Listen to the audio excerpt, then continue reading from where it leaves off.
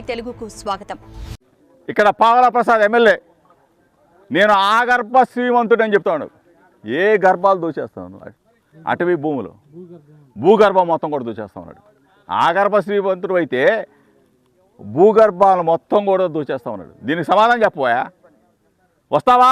ఇక్కడే ఉంటా, ఎవరైనా సరే రావచ్చు. ఇటువంటి దోపిడీని అరికట్టవలసిన బాధ్యత ప్రజల మీద ఉంది, మీడియా మిత్రుల మీద ఉంది. మరీ ముఖ్యంగా వైఎస్ఆర్ కాంగ్రెస్ పార్టీ మేమందరం కూడా అరికట్టడానికి వచ్చాం. ఆగర్భ శ్రీమంతుడైన పావలా ప్రసాద్ భూగర్భ జలాలని భూగర్భ మొత్తం కూడా దోచేస్తూ ఉన్నాడు.